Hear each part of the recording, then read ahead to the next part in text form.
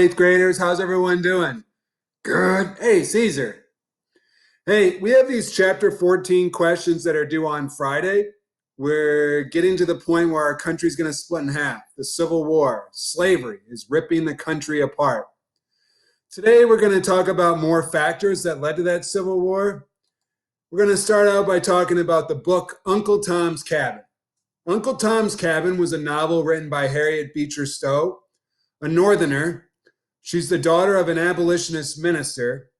So, as you could probably guess, she was against slavery. And she wrote this book to kind of expose Northerners who really had no idea what slavery was like to the realities of it.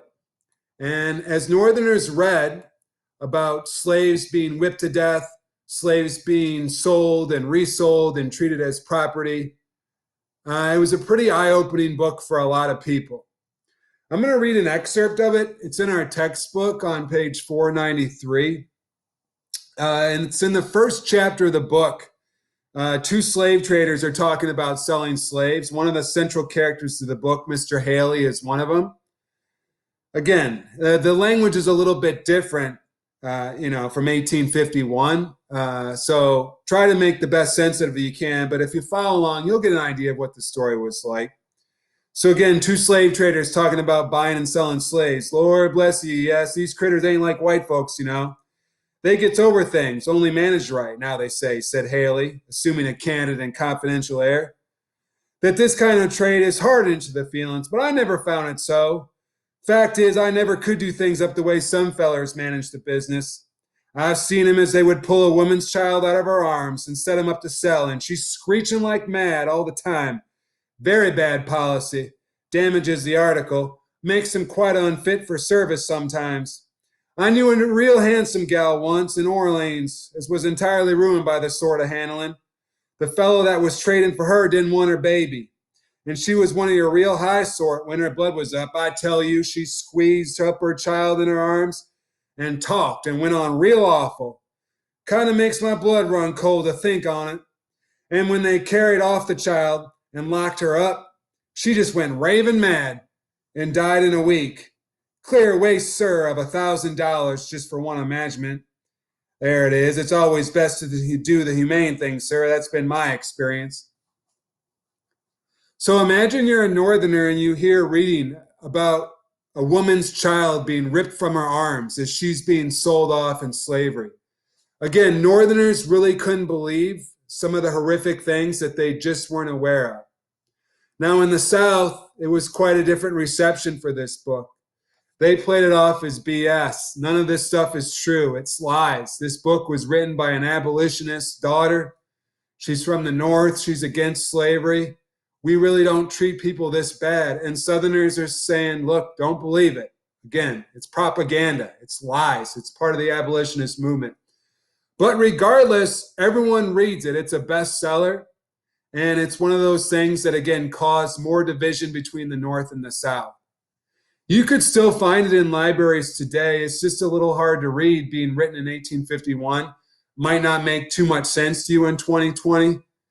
But a pretty powerful book in our U.S. history.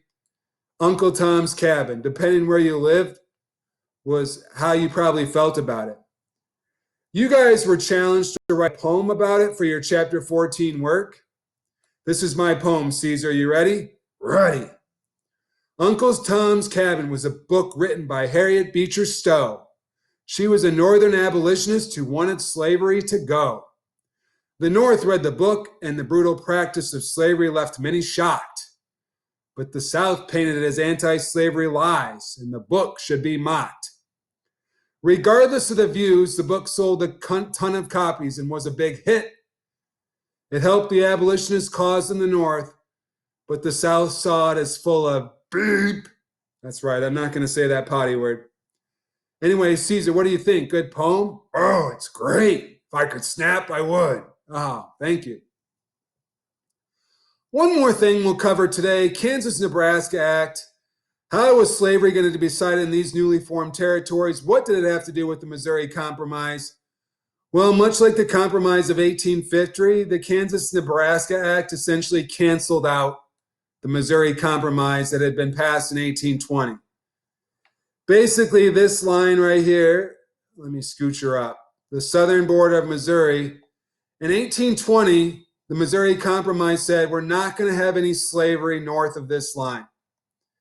But in 1854, when Kansas and Nebraska are ready to apply for statehood, Stephen Douglas convinces Congress to pass this law, which instead of no slavery, which was agreed on 34 years ago, now it's going to be opened up to popular sovereignty, meaning we, the people, are going to get to vote in Kansas and Nebraska, whether we have slavery or not.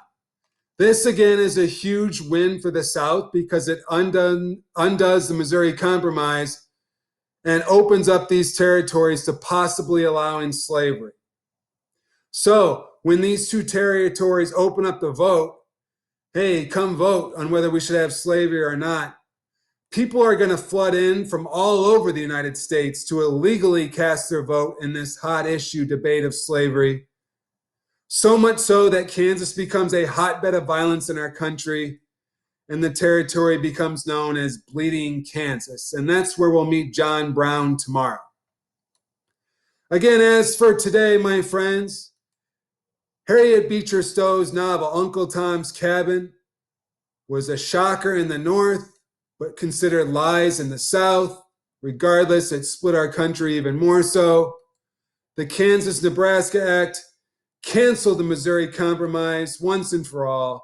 It opened up those two territories to decide the slavery issue via popular sovereignty. That should help you with questions 5 and 6 on your Chapter 14 questions, which ideally you have ready for me by Friday. Please keep checking in each day this week, watching these videos, learning something. Caesar and I really appreciate it. All right, Caesar, we're going to get out of here. Anything you need to say?